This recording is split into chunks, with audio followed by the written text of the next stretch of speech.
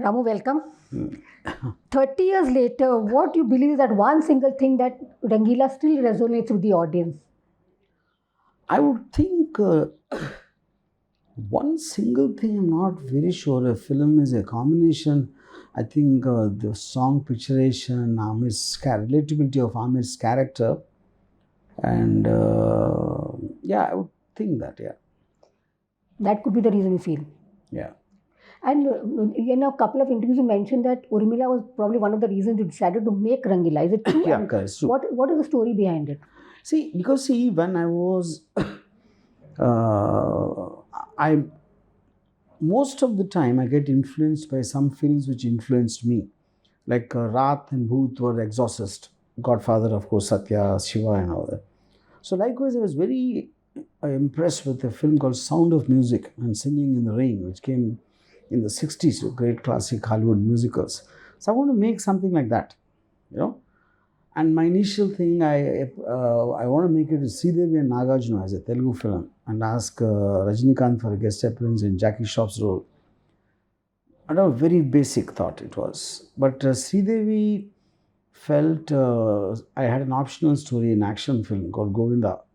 So she wanted to do that instead of Rangeela. But then I kind of forgot about it. I was also not so insistent. A couple of years later, I was shooting a film called Gayam, which me and Maniratnam co-scripted. And Urmila was playing a second lead in that. And when I saw her doing a dance in that is when suddenly it hit me. If I ever make Rangeela, I should make it with her. Yeah. So definitely that was a spark point of why I decided to make Rangeela. Yeah. Also a lot of people say, you reinvented the wheel, change the grammar of cinema also. That's what people say about you.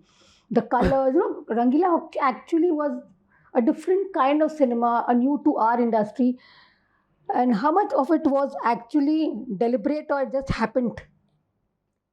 I would like to say, I don't think anyone consciously thinks. I believe style of a film, how you make it and how you design it has to come from inherently within the emotional context of the film and the characters you're dealing with.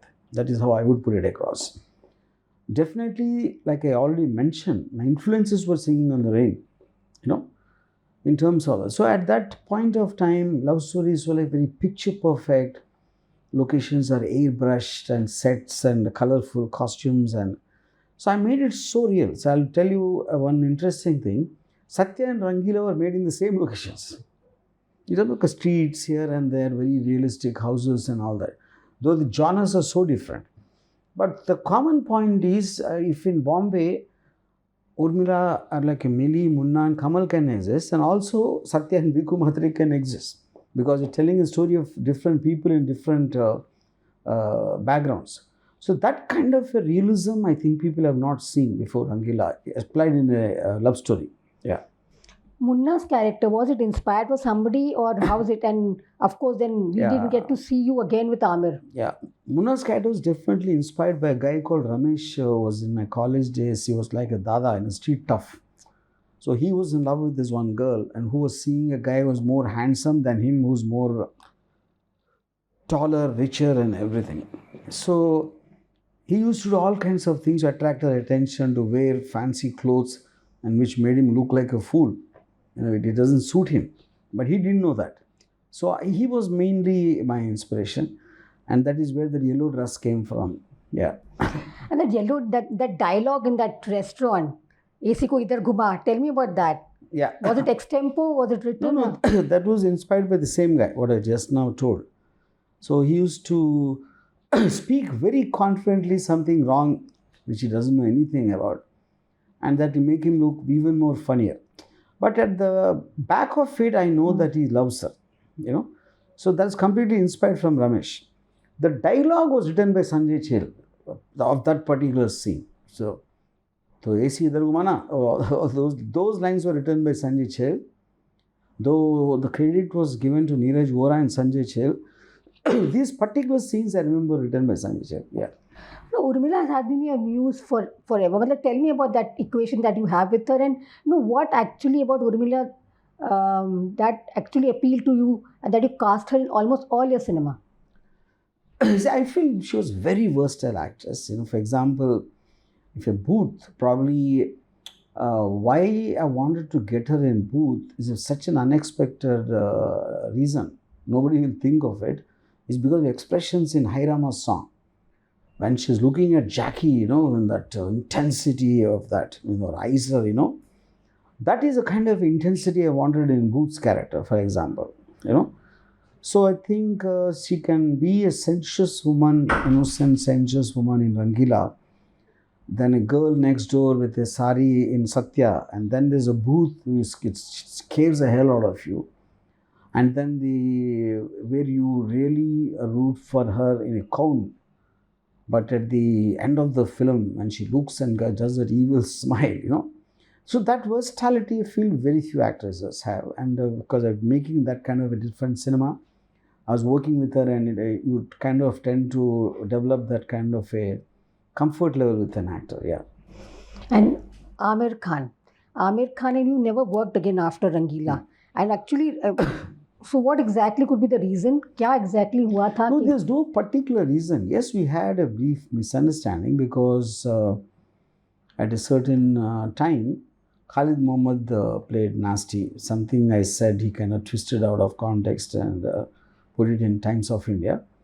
At that time, there was no cell phones. So Amir couldn't reach me. I was busy shooting something in the outskirts of Hyderabad, So he thought I was avoiding his calls or something, and with good reason. He also spoke something against me.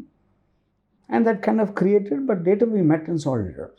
So, but the media, as usual, it continued that the rift is still there. But Aamir stopped going to awards, I think, after Rangeela. Is it true? I don't know about that, but I don't think it's about Rangeela that he didn't get. He just had the opinion that the awards were being done in a very dishonest manner overall. I don't think it was in particular related to that he didn't get an award. I don't think Amir is that kind of a small-minded person. He had a problem with the overall structure of awards. Re-release of Rangeela, how do you look at things? Because I remember going to Eros and watching the film. So I think there's some films which outlive their time mainly because the characters are so believable and the story is so relatable. Rangeela story can happen today also, even in 2025. That is what I define as relatability of a story. So I think, and then the song's picturization was a benchmark for that time. No one ever saw anything like that. I think these are the factors which made the producers feel it should be re-released. Ahmed Khan used to be an assistant, and then he chose. How did he choose? Because he told me the whole story about it. Yeah. Tell me about that. See, basically, I was supposed to shoot Yaro Sunlo Zara song in Madailand, and Sarojji was supposed to come. And suddenly I get a message after we're on the set that Saroj Khan cannot come because she's tired. She shot for some other film till late in the night. And this message was delivered to me by Ahmed Khan. I got pissed off and I said, Ahmed, I will give you the break. You have to tell me right now whether you want to take it. Of course, his assistant to Saroj Khan has his own respect. But on some kind of way, we took a decision, and that is how Ahmed Khan came in. Again, a cinema like Satya, that again, people had not touched the subject. You actually came in, underworld का cinema किसी ने नहीं देखा था जो रामू ने लेके आया. जब तुमने decide किया cinema बनाने को, तो how did the industry react to it first of all? Because you cast a JD, you have a Urmila and a Bhiku Mate, that is Manoj Bajpayee. Tell me about that. A subject like this, people not wanting to touch a subject like this, and you come from Hyderabad and make a cinema like this, and a cinema that changed the grammar of film. Yeah. And I think it's precisely because of that, because people living in Bombay will take the city for granted. I was so curious, I was so kind of fascinated with the entire aspect of Bombay, the Dharavi slum, to the trains or whatever, the extremely rich and extremely poor people living right next door to each other. It looks like a city of two extremes, completely diverse. And that ambience, what kind of people it will create, what kind of mindsets it will create was my fundamental concept of Satya. Then, of course, I happened to meet many people, and some of them were related to the underworld, but the casualness with which people are intermingling is one aspect. Like, for example, I remember I went to a producer's place, his office, and there was a man sitting there, and the producer introduced, ऐसे Ram Gopal Varma है हमारे साथ रंगीला कर रहा है, no, and he said, and then about him he said, ये छोटा राजन का shooter है, he said. He said it so casually, so I said, oh hi, as he also said hi. It took me some time to realize what he said actually, because if you say it casually, you will take it casually.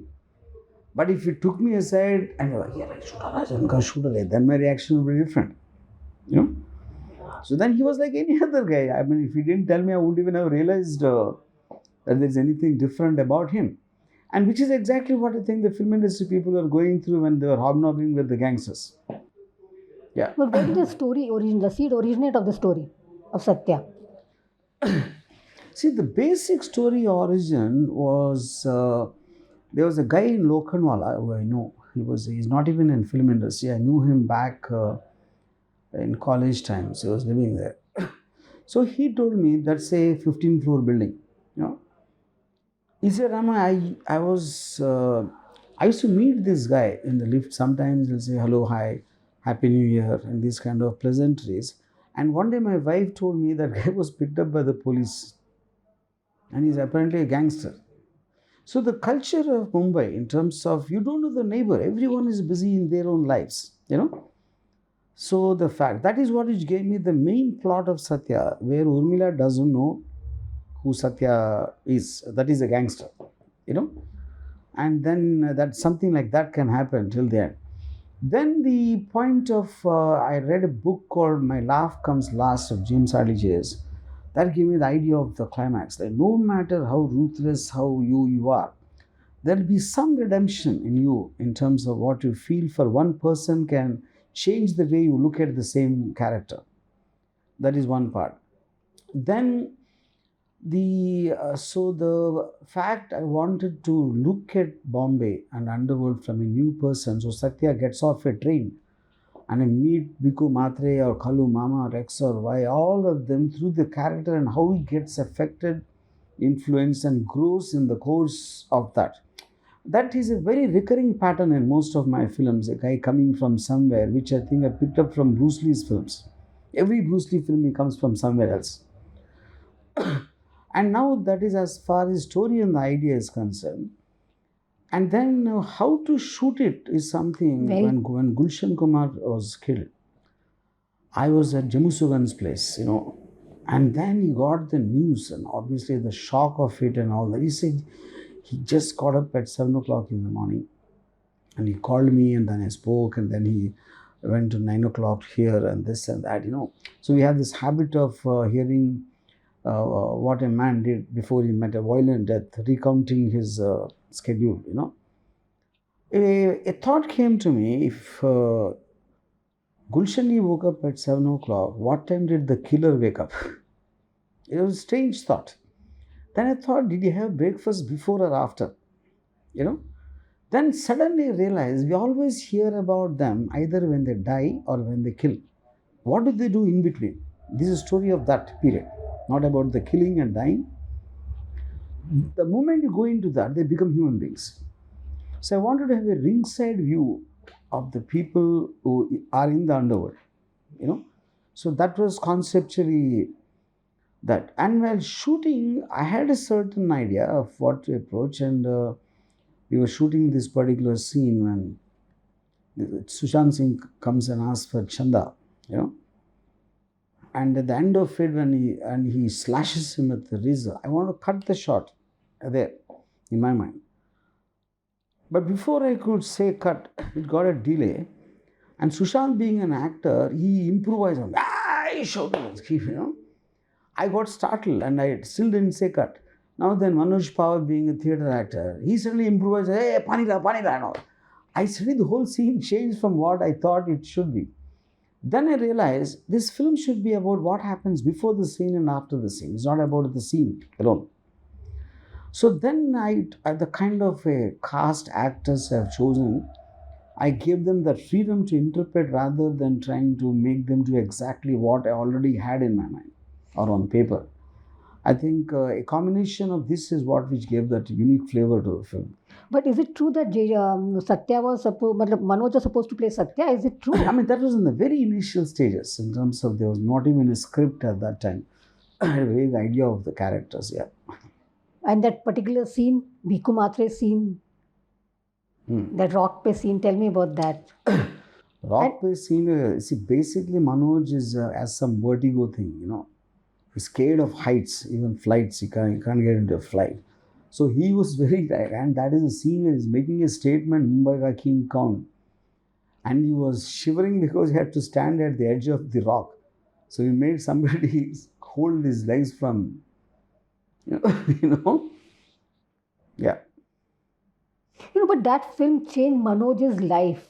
Manoj, I think, and then you did a film with Manoj, and then again there was a problem. बीच में तुम लोग दोनों बातचीत बंद हो गया. Again you're back. You're doing a film together. Tell me that equation that कभी खट्टा कभी मीठा See, I relation. think at the bottom line, I feel there is some pettiness in all of us. I think me having an issue with him post-it was largely due to pettiness in me, which I didn't even know it existed till a few months back, you know. So when we come together for the passion of making a film, and then it goes to the thing of who made whom and how important that person is that and all that. I think, I mean, we have short time in our lives for whatever we can do. But क्या to get गलतफहमी into हो? that. गलतफहमी I mean, क्या? I don't think it's any one thing or two things or that. It's just like a series of happenings. He was doing other films, I was doing other films, and I might be hearing something about him or he might be hearing. I really don't know, but I can't speak for him, you know. But as far as my thing is concerned, I think it was a very petty, small-minded thing, which but anyway, we got over it, and I think we are at the best of our equations now. And I'm supremely happy with what he's doing, Police Station, both because he's a very few actors who can carry a role like that. It's very complex in its and very tiring, emotionally exhausting. Yeah. He told me बहुत अच्छा बन रही है, अच्छी बन रही है, अच्छी बन रही है. He met me. एक अमिताभ बच्चन है जिसको मतलब कुछ भी बनाएगा रामू आके रामू के लिए खड़ा हो जाता है. Tell me about the equation that you have with Mr. Bachchan, and then you make a Sarkar, you make so many films, then you make a Nag, and then you get spanked for it. See, with Amirji, my equation, I would like to, a lot of people ask me this question, you will do any film. I don't think, see, even in movies, something as bad as Aag, I think he saw me working very seriously. I went in a completely wrong direction, but not because of lack of effort or lack of intention, which he recognizes, and which is the reason, irrespective of the film, bad or good or ugly, I think he still sticks by me because of that. Yeah. So, what is that one thing about Amitabh Bachchan that sets him apart? And your equate, tell me about that. I think he is the first and only actor who's brought in an enormous sense of dignity and intensity to the whatever role he performs. He looks larger than life no matter what kind of a role he plays, but that I think we can say about very, very few actors. Yeah. I can't recall anyone actually. You remember your first meeting with Mr. Bachchan? My first meeting with him was when I went to Nepal. There's Khudagawa shooting was happening. I went to see Nagarjuna. Then Nagarjuna introduced me first. I don't think he really recognized me. No, not recognized. I was not even a known director or something. And then second I met him was Shiva premiere. It's a Purnachandra rate. And I don't remember if Amitji saw the film. He just came for the premiere like in attendance and whatever. I think he came from the shooting of Shahanshah, if I remember right, for the premiere. Post that is when I met in Khudagawa, Nepal. That Proper meeting with him, very one-to-one, we talked, like I also know he came to see Satya at a show in thing. A very proper meeting in a one-to-one at his home happened around during March time, before Sarkar. Ram, you've done so much films on underworld, and do you ever got threatened or कुछ ऐसा हुआ कभी डर वाली बात हुई तुम्हारे साथ? No, never. सब Well, तुम्हारे everybody used to warn me, including the cops. Said, don't do that film and all that, But I said, I'm taking the human side of it. I'm not taking sides. In fact, I'm going to probably telling the story of what, why, and is why would they get upset? So one officer told me, "Arey, they might don't like you because of the clothes you make them wear. They don't think as much as you're trying to intellectualize them," he said. But which I refuse to believe. I think that everybody is a human being, no matter what it is, The deeds could be criminal in terms of what they are doing, but I think at the core, everyone is a human being. Yeah. Ramu, you've always been ahead of the curve. Whether it is people are talking about digital cinema, you have been making digital cinema for years. मतलब शुरुआत तुमने की. And how do you see that space grow now? What cinema? Digital cinema. Huh? Digital. तुम तो digital पे पहले. हाँ. I mean, I don't know the digital cinema. I am not very sure. Are you talking about the format? Format. Yeah. Yes. See, any new technology, when it comes in, you kind of people tend to resist and they don't want to. So the point is, when a technology comes in, there's a reason why it came. And if you really look at history of technology, no technology which comes in ever goes away. Then it's a context of how you understand it and how you use it and how you kind of try to take whatever you know so far, a little ahead. Yeah, that is how I've always been doing that ever since my first film. Like I was the first guy to use the Steadicam camera or the Panther dolly and those things, yeah. Which is the one film in the recent time that has changed the grammar of Indian cinema? You think that's one film that you can talk about? I would think Animal. Why so? It's not so much about the technique part of it. I think to create a protagonist like that and just some scenes which people will call outlandish and they will not believe that anyone can connect to those kind of scenes. And that only can come from a director who's completely into himself, which I think is the highest expression of individualism in cinema. Yeah. How do you define Sandeep Reddy Wanga? Because he's completely in awe of you. He always, whenever he's up on stage saying something, he has to take Ram Gopal Varma's name. Tell me how you define that man. What is that one thing he has learned from you that he keeps talking about? See, I don't know if he's in awe of me. I won't say that. I would say the point is every filmmaker, obviously there's a big age difference between me and him. I think every filmmaker would kind of get influenced. My influences were probably Steven Spielberg and Alfred Hitchcock and things like that. Everyone like that. So likewise, maybe in his growing years, Shiva or Satya could have influenced him, And in my personal interactions, many times he gets surprised with some observations I make. I think a combination of that which will make him talk things about me. But his cinema is very, very different from my cinema. I don't think I will ever be conceiving characters or like that of what he does. What is the most underrated cinema of yours, of your career? कौन सा cinema है तुम्हारा? I think Nishabd.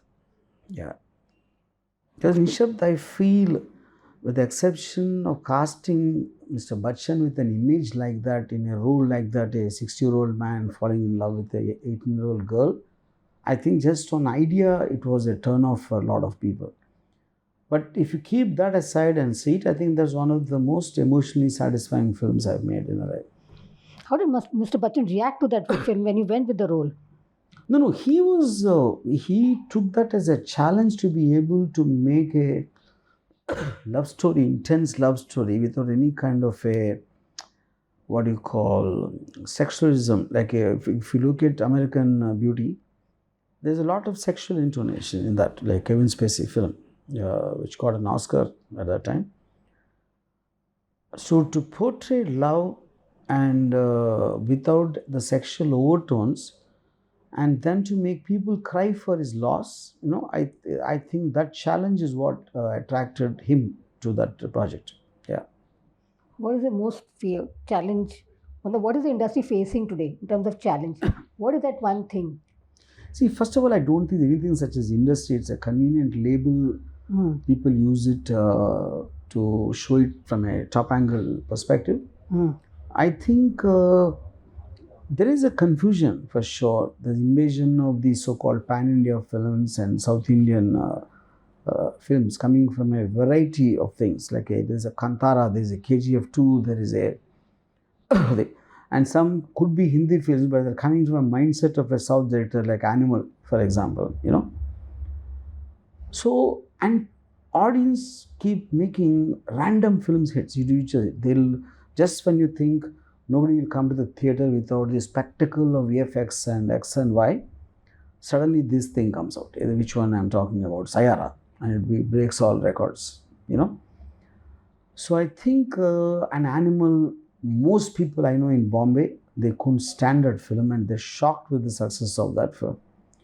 So I think such a wide array of films coming, which is very good because it gives rise to even more on a variety of films.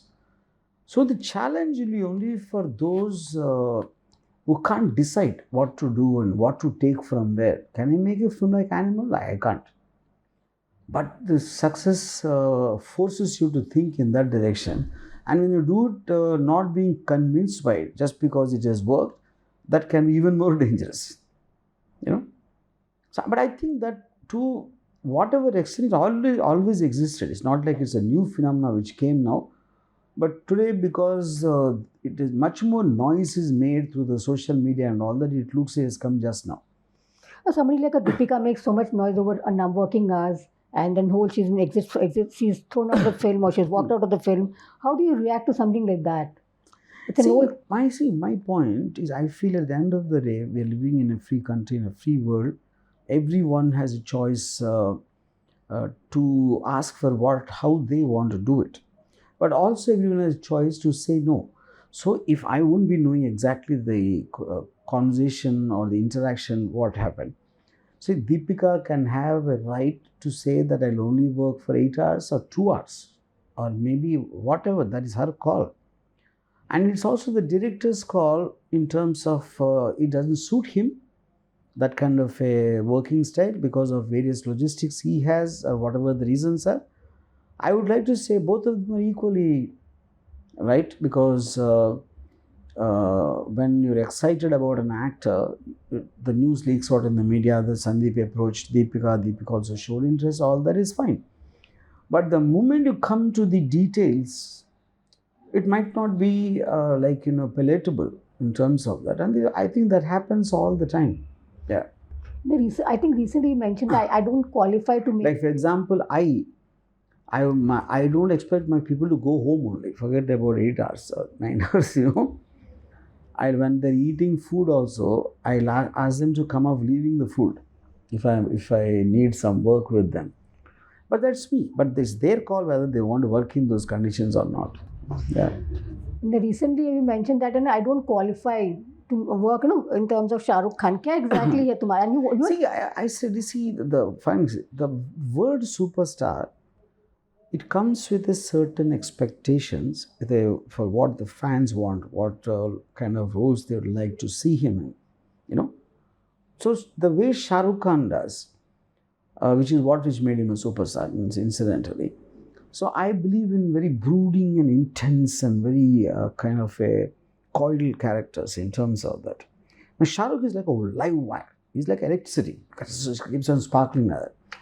So the moment I try to bring him into that, my kind of a style of role or whatever, I'd like to believe that it will be doing rank injustice to him, you know, which is what I felt in Swadesh, for example. I thought he was being stifled for the kind of a thing he has. That's my opinion, you know.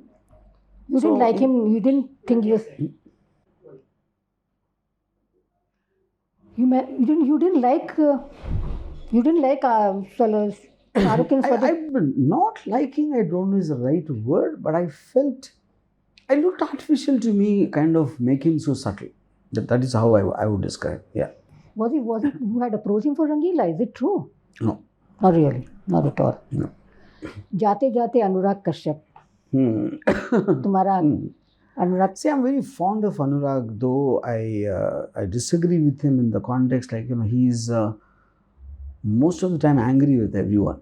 on anyone. I'd say I feel if you're living in a I mean, I would like it like as a jungle. There's a panther, there's a snake, there's a monkey, and there's a lion, all kinds of animals. And I don't think any animal can say baki ka animals are idiots or whatever and things to give them motives and all that. I know two people think the same and they feel the same because all of them will have their own agendas and their own functionalities. So I feel you can quietly withdraw if you do not wish to do that. But to express anger, I feel is a little immature. That's what I'd like to think. Yeah. Anurag, the actor? I've not seen him. Yeah. Because he does more. I didn't see Telugu, I didn't see the Tamil and Malayalam films, what he has done. Is it true you're collaborating with Mr. Bachchan again on Sarkar 4? Is it happening? Yeah, we are talking. By when you plan to take it? I mean, this because I'm still working on the script. Yeah. I remember that first scene, Ramu, Mr. Bachchan, the first scene you shot. Tell me about that scene. 3 angles, the same expression, the same. I was sitting in the. See, that particular thing, I saw somebody in Vijayawada doing. He was like a very tough guy, had a reputation. That image stuck with me. And I don't think there's any actor who can hold the camera without a dialogue just staring at you. So the moment the saucer is there, it almost covers half his mouth and which puts in the intense focus on his eyes, Yeah. And Nach, yeah, last question. Abhishek and Nach. Do you feel that, Nach didn't get that kind of reception you expected it to get? Or it was a... I mean, any film anyone will make will expect a kind of a reception. It goes with, otherwise why would they make it? Nach, I felt I was a little too indulgent and I think it didn't have a vibrance. I think the character of Antara and Abhishek also, it had some storytelling, but the title and everything made people feel it would be a version of Rangeela, which it was not.